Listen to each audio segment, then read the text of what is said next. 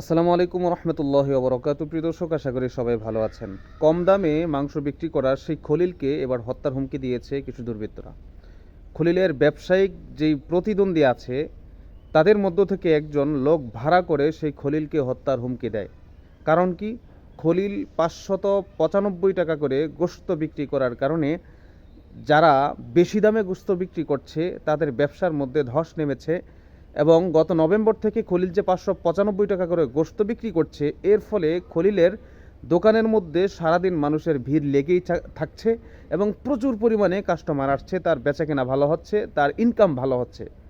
দেখেন, এই খলিল সর্বপ্রথম বাংলাদেশে গোশত বিক্রি করে যারা কসাই, যারা তাদের চোখের মধ্যে আঙুল দিয়ে দেখিয়ে দিয়েছে যে স্বল্প লাভ করেও ব্যবসা করা যায়, মানুষকে গোশত দেওয়া যায়।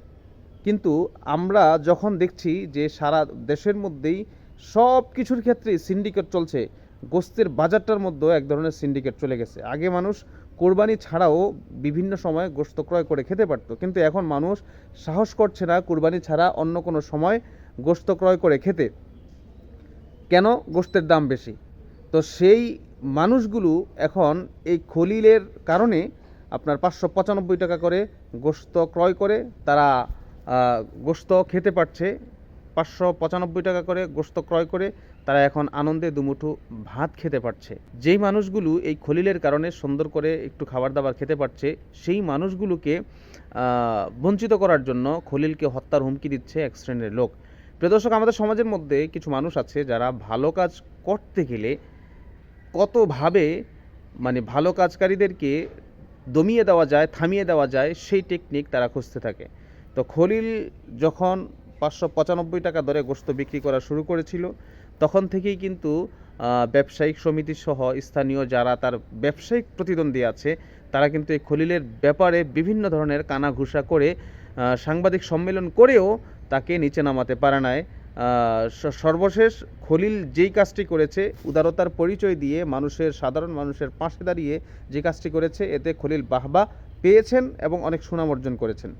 তো সব কিছু মিলিয়ে যখন দেখলো যে খলিলকে কোনো নোয়ানোই যাচ্ছে না, থামানোই যাচ্ছে না, তখন তাকে হত্যা করার জন্য একজন লোককে বা কয়েকজন লোককে ঠিক করে ব্যবসায়িক একজন প্রতিদ্বন্দ্বী পিছনে লাগিয়ে দিয়েছে। তো খলিলকে ফোন করে হুমকি দেয়। তো এখন খলিলকে যখন ফোন করে হুমকি দেয়, সেই খলিল ভাই এই বিষয়গুলো থানাতে জানান। পরে যারা হুমকি দিয়েছিল, যাদেরকে ভাড়া করা হয়েছিল হুমকি দেওয়ার জন্য, তাদেরকে গ্রেফতার করা হয়েছে। আমাদের সমাজে কিছু মানুষ যারা ভালো কাজ করতে চায়, তাদেরকে ভালো কাজ করার সুযোগ দেওয়া হয় না। যারা খারাপ কাজ করে তারা সম্মিলিতভাবে সেই মানুষগুলোর উপর আক্রমণ করার চেষ্টা করে, সেই মানুষগুলোকে দমিয়ে দেওয়ার চেষ্টা করে। নচেত কিন্তু আমাদের সমাজে এই খারাপ সময়েও অনেক ভালো মানুষ পাওয়া যেত, অনেক ভালো কাজ আমরা দেখতে পেতাম।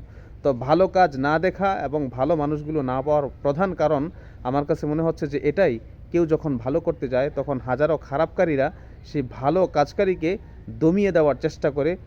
এই জন্য মানুষ ভয়ে ভালো কাজ করতে সাহস পাচ্ছে না, ভালো কাজ করছে না।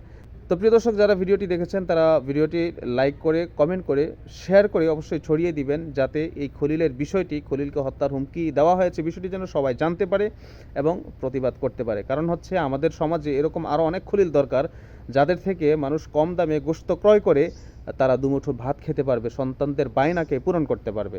তো সন্তানদের বায়না পূরণ করার জন্য অবশ্যই এই সকল খলিলদের মতো মানুষদের জীবিত থাকা দরকার, নিরাপদে থাকার দরকার। এই জন্য ভিডিওটিকে শেয়ার করে সবার কাছ পর্যন্ত পৌঁছে দেন এবং আমাদের এই পেজটিকে ফলো করে আমাদের সাথেই থাকেন। আসসালামু আলাইকুম।